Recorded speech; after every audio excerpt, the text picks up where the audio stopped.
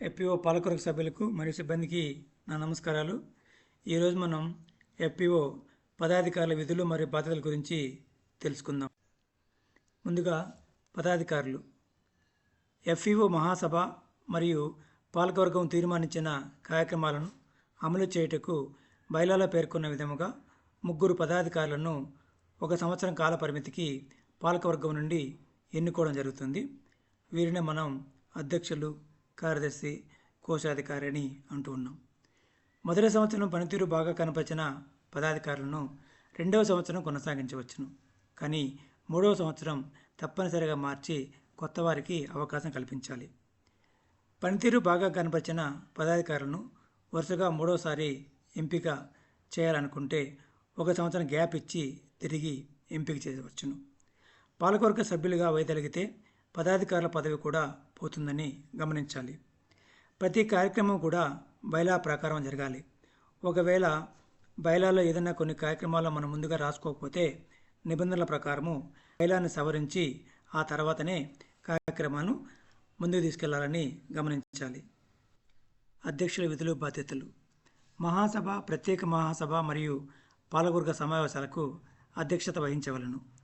సమావేశాల మినిట్స్ తయారు చేయించి సంబంధిత వ్యక్తులకు, సంస్థలకు నివేదికలను అందజేయవలను.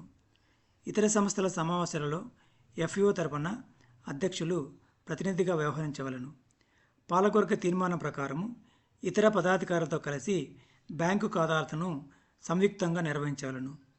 పాలకవర్గ తీర్మానం ప్రకారము ప్రామిసరీ నోట్లు, సెక్యూరిటీలు మరియు ఇతర అధికార పత్రములపై సంతకం చేయవలను. సమావేశాలలో ఓటింగ్ జరిగి సమానంగా ఓట్లు వచ్చినప్పుడు తన నిర్ణయాత్మక ఓటును అధ్యక్షులు వేయవచ్చును. ఎఫ్ఈఓ మొత్తం కార్యక్రమాలు అనగా ప్రణాళిక, అమలు, పర్యవేక్షణ మొదలగు వాటికి అధ్యక్షుల వారే పూర్తిగా బాధ్యత వహించాలని గమనించాలి. నెక్స్ట్, కార్యదర్శి విధులు, బాధ్యతలు. అధ్యక్షులు హాజరు కాలేని సమయంలో పాలకవర్గ సమావేశము ప్రకారము కార్యదర్శి అధ్యక్షుల బాధ్యత వహించవలను. మహాసభ పాలకవర్గ తీర్మానాల ప్రకారము సమావేశంలో ఏర్పాటు, సమావేశాల్లో పాల్గొని మరియు వాటి తీర్మానములు అమలు కొరకై చర్యలు తీసుకొనవలను. పాలకవర్గ తీర్మానం ప్రకారము ఇతర పదాధికారులతో కలిసి బ్యాంకు ఖాతాలను సంయుక్తంగా నిర్వహించవలను. సంఘం పనితీరును సమీక్షించుట, సంఘం రికార్డులు మరియు ఆస్తుల నిర్వహణ మొదలైనవి కార్యదర్శి చూడవలను. సిబ్బంది నియామకము, సిబ్బంది విధులు, సిబ్బంది అధికారము, వారి బాధ్యతలు మరియు వారి పారితోషిక నిర్ణయము మరియు సరిగ్గా పనిచేయనప్పుడు క్రమశిక్షణా చర్యలపై పాలకవర్గానికి సహకరించాలి. అదేవిధంగా సిబ్బందిపై పరిపాలన నియంత్రణ కార్యదర్శి కలిగి ఉంటారు. పాలకవర్గ తీర్మానం ప్రకారము సంఘం తరపున అన్ని పత్రాలపై సంతకములు చేయుట మరియు ఉత్తర ప్రత్యుత్తరములు చేయవలను. ఒప్పందాలు మరియు కాంట్రాక్టులను కుదుర్చుకొనుటకు పాలకవర్గము అప్పగించే అన్ని విధులను నిర్వర్తిస్తారు. ఓటు హక్కు ఉన్న, ఓటు హక్కు కోల్పోయిన సభ్యుల లేదా పాలకవర్గ సభ్యుల జాబితాను తయారు చేయుట మరి అదేవిధంగా ప్రకటించి మహాసభలో తెలియజేయవలను. పాలకవర్గము విధులను నిర్వహించలేని పరిస్థితి ఏర్పడినప్పుడు పరిపాలన సౌలభ్యం కొరకు తాత్కాలిక కమిటీని చట్టపరంగా ఏర్పాటు చేసుకోవచ్చును. సంఘం విధి విధానాలు మరియు కార్యక్రమాల ప్రణాళిక రూపకల్పనలో పాలకవర్గంకు తోడ్పాటు అందించాలి. తర్వాత 3వ పాత్ర కోశాధికారి. సంఘం నిధులు, అన్ని రకాల లెక్కల పుస్తకాలను కోశాధికారి నిర్వహించవలను. నగదు, ప్రామిసరీ నోట్లు, సెక్యూరిటీలు, ఇతర పత్రములను పాలకవర్గ తీర్మానం ప్రకారము నిర్వహించవలను. పాలకవర్గ తీర్మానం ప్రకారము ఇతర పదాధికారులతో కలిసి బ్యాంకు ఖాతాలను సంయుక్తంగా నిర్వహించవలను. సంఘం లెక్కలను ప్రతి ఆర్థిక సంవత్సరం ముగిసిన 30 రోజులలోగా ఆడిట్ కొరకు సిద్ధం చేయవలను. సంఘం లెక్కల ఆడిట్లో గమనించిన అంశాలపై చర్యలను చేపట్టవలను. 5 పదాధికారులు. అంటే ఒక్కొక్కసారి ఏం జరుగుతుందంటే కొన్ని ఎఫ్ఈఓల్లో పదాధికారులు 3 పెడతారు, మరికొన్ని ఎఫ్ఈఓల్లో 5 పెడతారు. మరి 3 పెట్టాలన్నా 5 పెట్టాలన్నా అనేది ముందుగా బైలాలోనే రాసుకొని ఉంటారు. ఆ విధంగానే మనం పదాధికారులను ఎంపిక చేసుకోవాల్సి ఉంటుంది. ఇప్పటి వరకు మనం 3 పదాధికారుల విధులు బాధ్యతల గురించి మనం మాట్లాడుకోవడం జరిగింది.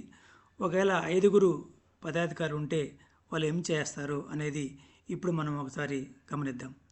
అధ్యక్షులు లేని సమయంలో వారికి బదులుగా ఉపాధ్యక్షులు కొన్ని బాధ్యతలు నెరవేరుస్తారు. అదేవిధంగా కార్యదర్శి లేని సమయంలో ఉపకార్యదర్శి వారి బాధ్యతలు నెరవేరుస్తారు. పాలకవర్గ తీర్మానం ప్రకారము కొన్ని ప్రత్యేక విధులను నిర్వర్తించవచ్చును. అంటే సబ్ కమిటీలు ఏర్పాటు చేస్తారు.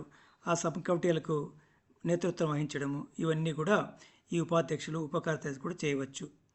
ఎఫ్ఈఓను సుస్థిరత దిశగా నడిపించడంలో పదాధికారులు ప్రధాన పాత్ర పోషించాలని చెప్పచ్చు. పదాధికారులు చురుగ్గా లేనిచో వారి బాధ్యతలను కూడా సిబ్బంది నిర్వహిస్తారు. అదే జరిగితే ఎఫ్ఈఓ ఏ ఉద్దేశంతో ఏర్పాటు చేసుకున్నామో ఆ ఉద్దేశం నెరవేరదని మనం గ్రహించాలి.